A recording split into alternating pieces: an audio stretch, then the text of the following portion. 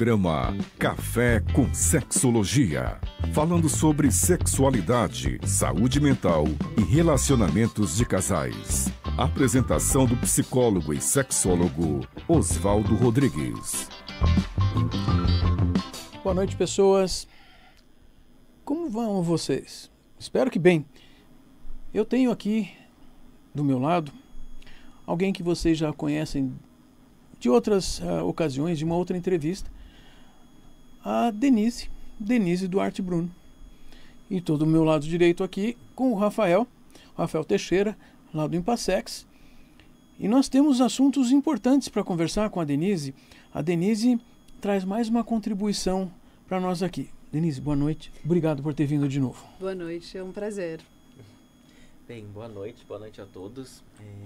Então, acho que a gente está hoje para falar de um tema que está muito necessário, né, Denise? Que precisa ser discutido, um tema que a gente tem visto aí tanto nos consultórios, né, de profissionais da saúde, quanto em outras questões que envolvem questões políticas. Você pode contar para a gente qual que é o programa de hoje? Sim, nós vamos falar hoje sobre a questão do aborto e de como essa legislação ela tem um controle fundamentalmente sobre o corpo das mulheres. Essa é uma necessidade que a gente tem que discutir. Sim. Sobre o quanto esse tema envolve questões que são da individualidade do coletivo, né, Denise? Que envolve a questão do corpo das mulheres de uma maneira não só fisiológica, física, mas também política, né? Sim. E também de saúde mental. Sim. Deixa eu adiantar uma coisa. É que a Denise participou desse livro que acabou de ser apresentado, o Sexualidades em Atualização, que foi apresentado no nosso Sinsex, que foi a semana passada. E esse é um tema que nós vamos poder ler aqui e discutir, que também foi discutido num congresso sobre sexualidades, um congresso com 300 pessoas de diversas formações falando exatamente desses assuntos. Denise, obrigado pela dedicatória para o seu capítulo. Imagina, foi um prazer. Eu acho que foi um prazer escrever, e mais do que isso, é uma responsabilidade na medida em que nós temos uma leitura muito maniqueísta sobre a questão do aborto, né? Sobre certo e errado, e também sobre nós nos fixamos muito na questão do que diz o código, as leis estabelecidas, as leis escritas, que é o que nós chamamos do contexto legal racional. Só que existem outras normas não escritas e que também têm uma interferência muito grande nessa questão do corpo da mulher e na questão do aborto, dele ser realizado ou não. E necessariamente essas outras normas que fazem parte das relações sociais, elas podem tanto reforçar o contexto legal como pode ser oposição. Então, é muito importante que nós tenhamos claro todo esse contexto normativo para poder discutir um tema como este. Quer dizer, o Rafael já adiantou uma coisa, existem questões individuais, existe uma questão grupal muito maior. Você trouxe essa ideia sobre as leis, nós vivemos sobre um regime de leis que dão regras sobre como nós podemos ou devemos viver, porque isso traz segurança para todas as pessoas, mas existem também outras circunstâncias que também pertencem ao coletivo, que agem sobre os indivíduos e nem sempre facilita, então, estou entendendo. Pode facilitar e pode dificultar. Vamos pensar sobre a questão do aborto. Então, o aborto, que é algo que diz respeito fundamentalmente ao corpo da mulher, porque é ela que gesta, ela que vive esse processo, e em caso de risco, ela também corre. O aborto, na lei, no código, tem 3 situações nas quais ele é permitido.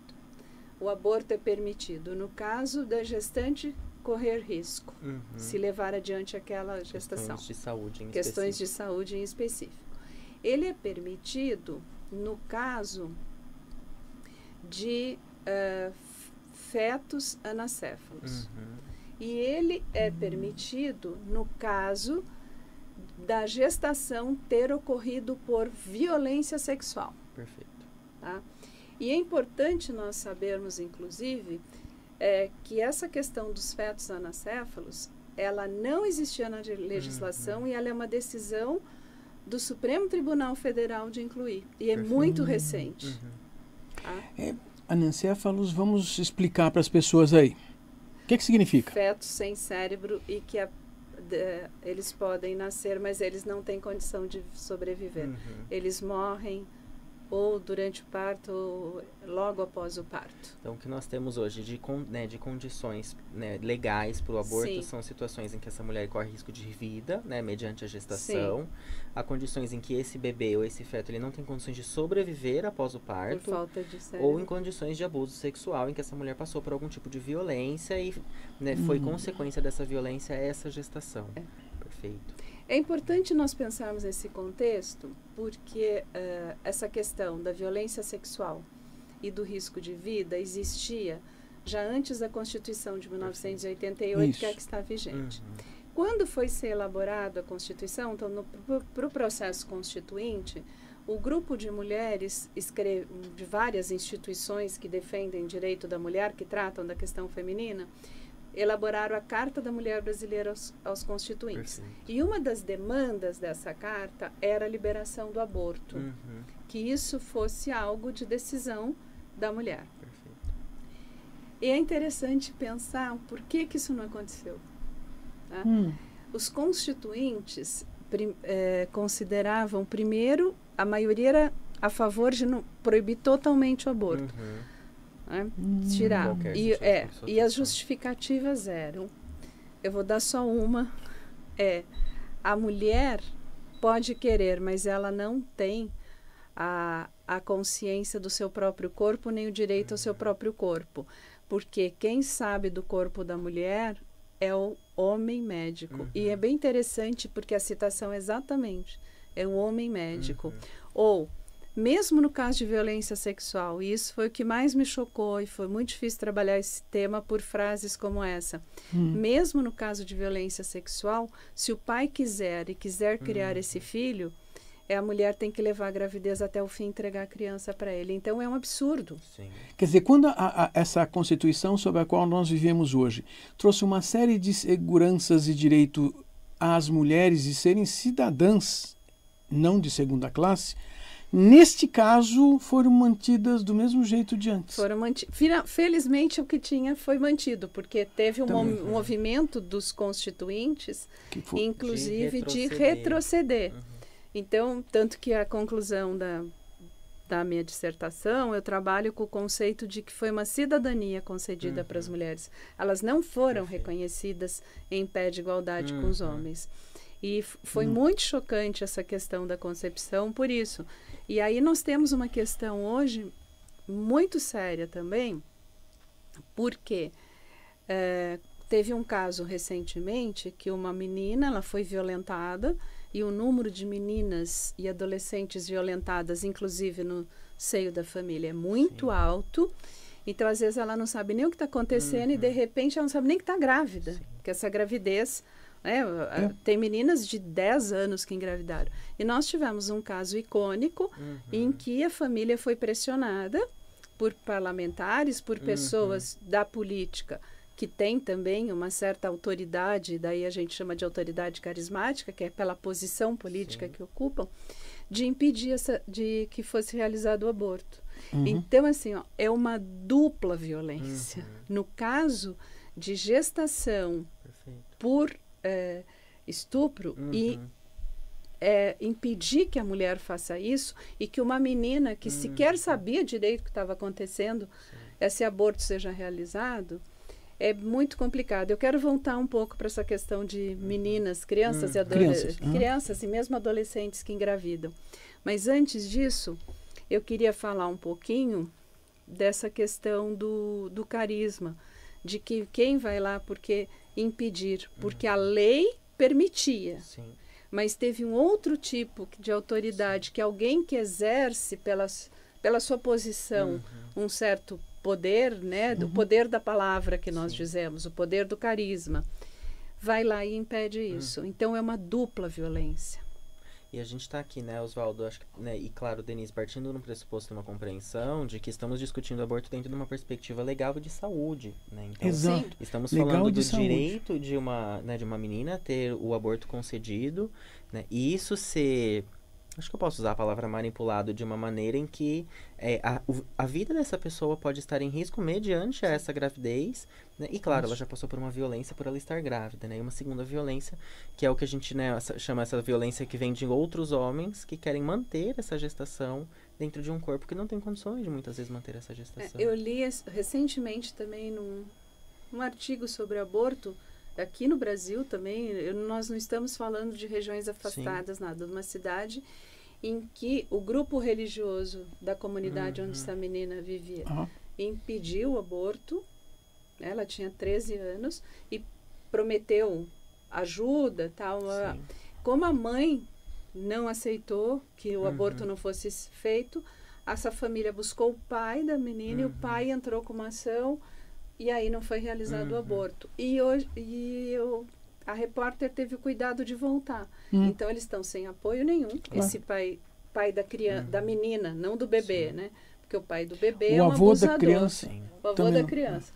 E assim, então tem essa questão de que ninguém pensa no futuro, né?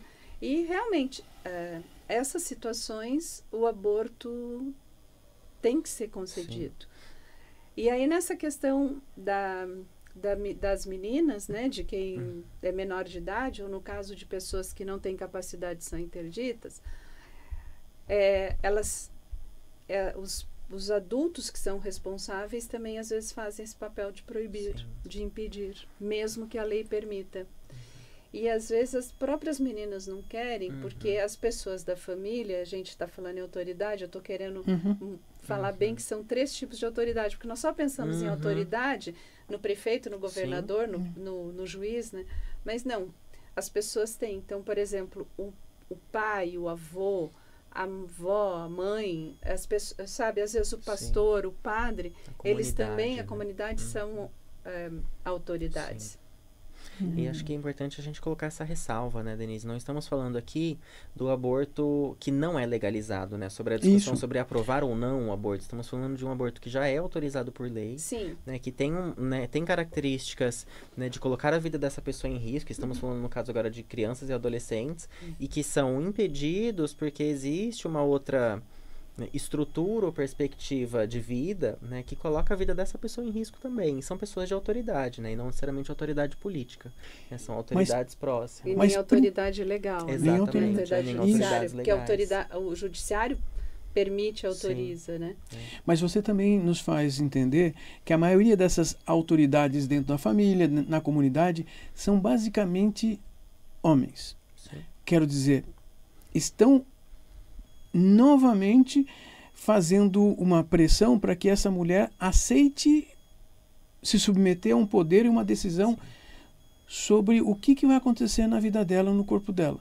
Só lembrando que muita gente pode se esquecer, levar a termo uma gravidez faz um desgaste no corpo de uma mulher que provavelmente diminui de 2 a 3 anos, às vezes 4 anos, a expectativa de vida com uma gravidez. Então, não é simplesmente assim.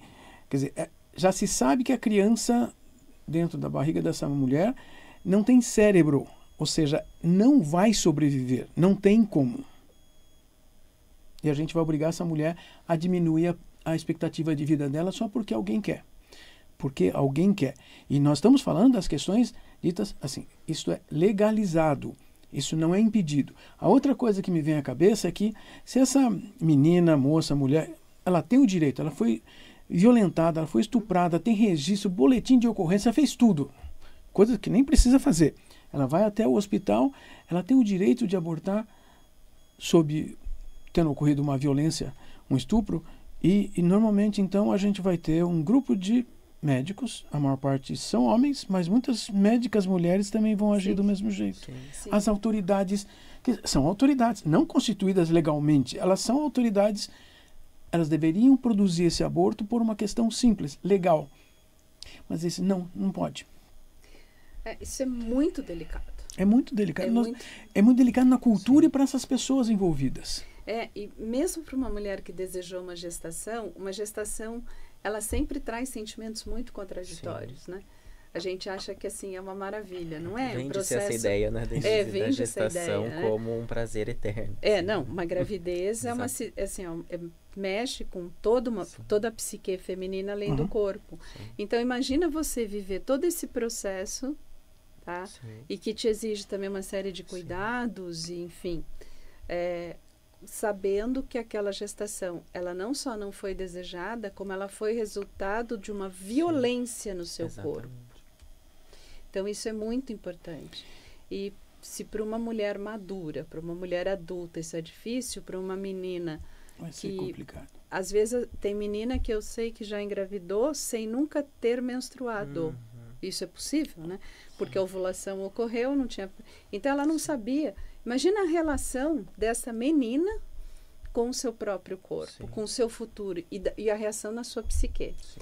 Então, estas questões são muito delicadas e me preocupa muito esse PL que agora está suspenso, porque houve um movimento muito forte, né? E aí eu queria falar também de movimentos dentro dessas estruturas que também, ao invés de proibir, também lutam pelo direito de decidir. Perfeito. Ninguém aqui está dizendo que tem que abortar. Nós estamos dizendo aqui que se o corpo é da mulher, ela tem o direito de decidir. Por exemplo, a Igreja Católica sempre teve uma posição muito forte contra, e hoje tem o movimento Católicas pelo direito de decidir. Há décadas esse movimento. Há décadas esse movimento. E aí também a gente vem, e esse movimento usa o seu carisma.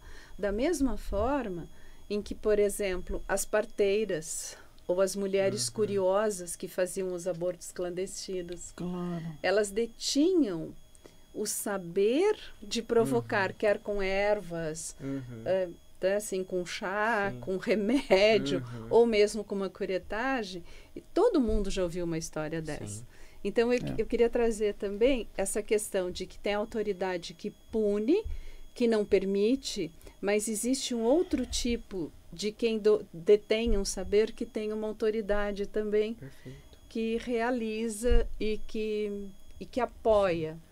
Sim. E eu acho que é importante ressaltar isso, né, Denise? Não estamos falando que o aborto deveria ser obrigatório, mas estamos discutindo sobre o direito de escolha, né, desta mulher e muitas vezes dessa menina que precisaria de um acompanhamento dessas pessoas que a acompanham, de entenderem o direito, né, a essa escolha como um direito válido, um direito de vida também, né?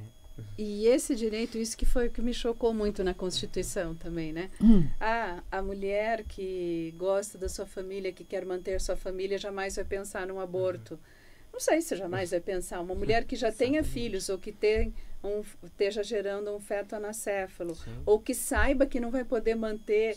Então, não é isso, assim.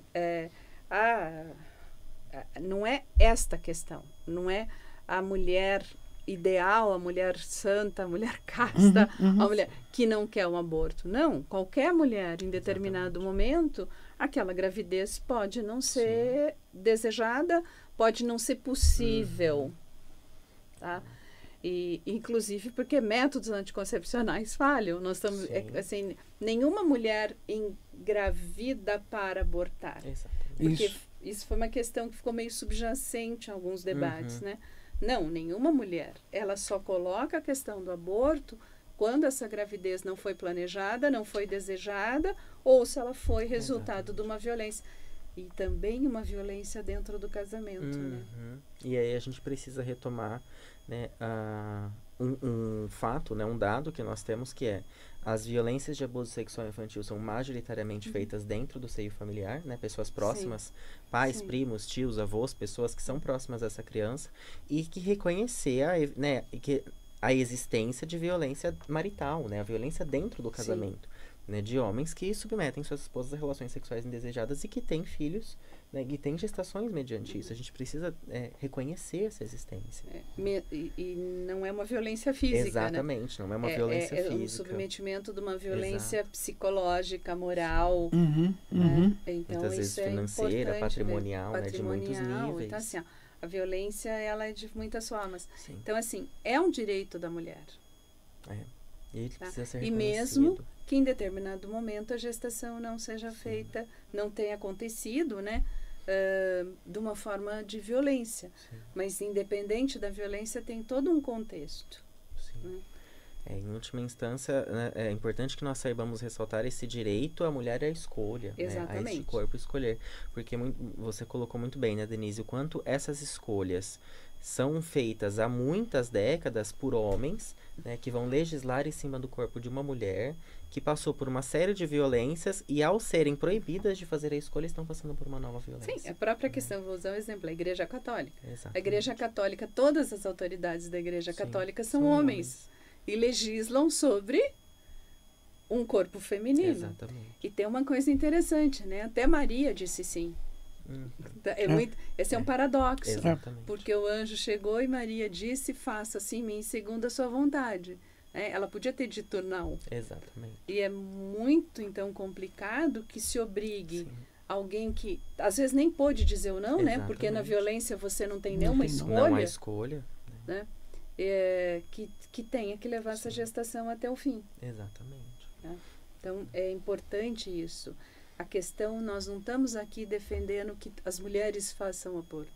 Nós estamos aqui defendendo o direito de decidir. Exatamente. E estamos aqui defendendo o direito de quem foi violentada, então, não só Sim. não pôde decidir como foi ultrajada, como sofreu uma violência, como vai ficar com trauma psíquico para a sua vida inteira, também possa Sim. fazer essa escolha. Isso existe hoje? Existe. Só que nós temos este movimento, esse PL, querendo acabar com esta situação, querendo acabar com qualquer tipo de aborto. Uhum. E isso é assustador. Sim. E é assustador. Pensando nos dados que nós temos hoje, né, de abusos e consequências, é assustador. Não vai proibir o aborto, não vai salvar a família, como disseram na Constituição. Tá? Pois é, porque você está contando de uma coisa que, então, existe um debate nas últimas décadas. Uhum. Porém, as questões relacionadas a aborto já existem desde que o ser humano não sabia nem escrever ainda, ou seja, vem de antes. E a questão é que em cada momento histórico, em cada cultura, em cada civilização, existem regras diferenciadas. Se na nossa cultura existe uma regra, uma lei, ela se sobrepõe aos desejos dos indivíduos. Eu não quero que a minha vizinha aborte. Eu não tenho esse direito. Exatamente. Ela tem o direito porque a lei permite isso. Mas ela quer abortar mesmo que não tenha nenhum problema para ela ou para a criança. Essa é uma discussão que ela vai ter que ter. Eu também não me sinto capacitado em discutir que ela não tem esse direito. E mesmo que esse direito não seja exatamente o que está na lei. Mas ainda tenho que pensar que não sou eu que decido sobre a vida da outra pessoa. Então você está trazendo uma discussão bastante importante que deve, assim, talvez chocar muita gente que esteja ouvindo. Talvez mobilizar de uma maneira, assim, angustiante. Eu acho que é importante nós sentirmos essas coisas para entendermos o que nós queremos fazer para nós, para o nosso corpo. Ou seja, eu tenho o direito de decidir completamente sobre mim mesmo. E olha lá que eu ainda vou contar que não é bem assim, porque nós não aprendemos a tomar decisões e muitas decisões que tomamos é porque aprendemos que tem que ser assim. Mas eu não posso ter o direito sobre a outra pessoa. Isso é uma discussão importante e que vai levar muito tempo para a gente, talvez, modificar alguma coisa. Mas o mundo sempre mostra que as coisas mudam com a história. Talvez estejamos, sim, em épocas onde os indivíduos estejam ganhando um pouco mais de atenção, independente dos outros grupos, para que o indivíduo não tenha um sofrimento extra e tenha uma vida mais prolongada, com saúde e bem-estar. Então, o que você trouxe hoje para a gente foi o começo de uma boa discussão para quem está ouvindo. Eu sei que tem muita gente que está ouvindo que pode concordar que assim é isso mesmo, a lei está certa, é isso que tem que fazer. Tá bom, ótimo, mas a discussão precisa continuar para demonstrar que as pessoas precisam ter seus direitos preservados. E isso diz muito respeito ao sexo. O Rafael reafirmou várias vezes, nós estamos falando de situações que podem ser decorrentes de violência sexual e nem interessa de onde veio a violência. No entanto, a maior parte das violências sexuais com crianças e adolescentes é dentro de casa. Então, prestem atenção. Querem defender a família? Comecem a discutir dentro de casa quem é o violento.